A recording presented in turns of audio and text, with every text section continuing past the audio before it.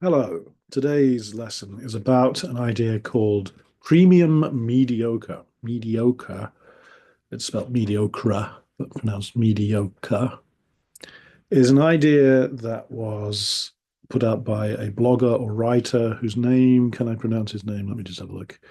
His, I think it's a he. His name was Venkatesh Rao. Not sure where he's from. Anyway, it's an idea, premium mediocre. And before I get into it, I'm going to ask you the three questions about this topic. And I want you to think about those questions as I go through and talk about it and see if you can answer those questions at the end. I'll also provide what I think are my answers to those questions.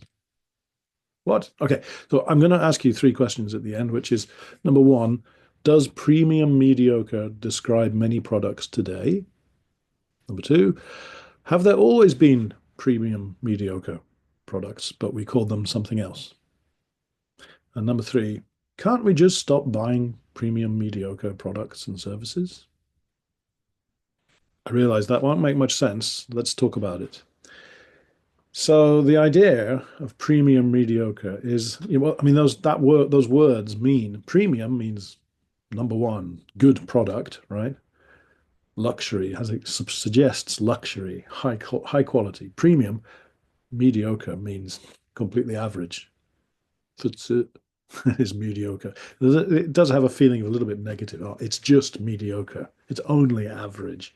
It's not that good. So premium mediocre. Well, what does that describe? Well, there's a young lady behind me. She's looking kind of miserable because she's paid lots of money for a business class seat on a cheap budget airline. So she's paid more money to get a little bit more space. And she's drinking an expensive coffee drink, possibly a Starbucks. And, as you know, that's kind of a premium price. But is it really that much different from a cafe latte from 7-Eleven? I would say no. But, so it's this idea that we pay a lot more for kind of just average products. And that seems to be a more and more common thing in society.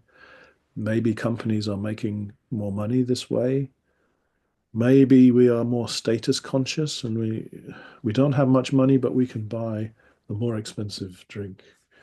You know, I can't, like for the generation, what is it, Gen Z, the next generation, the one younger than me, possibly your generation if you're a young person, it's hard to buy a house. The prices of houses have zoomed up, not keeping pace with the rises in income. So people don't have that much money to buy a nice house, but they do have enough to spend on a nice coffee. So they say, well, I may be living in a rented house or living in with my parents, but I can drink these super expensive drinks. Maybe it makes you feel good. I don't mean to pick on coffee. It could be any kinds of things. There are some examples in the book. Uh, Things that you pay a lot for, but actually are not that much better. Okay. One of the reasons for this, another one, may be that social media. You can take a picture of a delicious looking meal and show off to your friends or keep your status as an important person. But actually, when you eat it, it's like, well, this is just mass produced food. It's frozen stuff that's been warmed up. It looks nice, but it's not that special. So that's the idea there. Let's see if we can, does that make sense to you? Let me ask those questions again and think and see if you have an answer. Number one, does premium mediocre describe many products today? You can pause the video, think about that, and what's your answer? My answer would be yes, it does describe many products today. I've given examples of coffee. What else? It could be paying a little extra to have a better seat in a football stadium when you're watching a football game. You're still watching the same game, but you're just a little bit closer to the front, or in a theater, right? Paying in a cinema, you pay a little bit extra and you get a seat that sits back, or you have more space for your legs or something. I don't know. Yeah, there do seem to be more premium mediocre products and services available.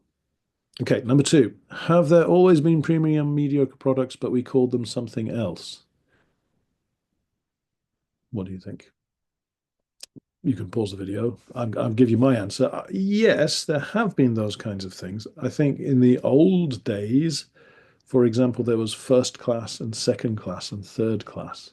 On the trains, there used to be first class carriage and second class carriage and a third class carriage. The train is still going to the same place, takes the same amount of time, but you pay quite a lot more to be in first class. And that was maybe good service. Second class, slightly nicer seats. And third class was the cheap place. Maybe the smokers were sitting in the.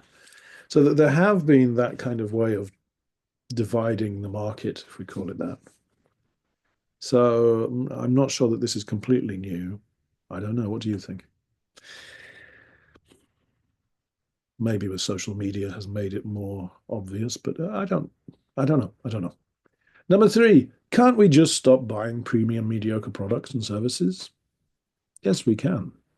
But there is social pressure to keep up with people. If all your friends are drinking Starbucks coffee and you only ever drink 7-Eleven coffee, there might be pressure.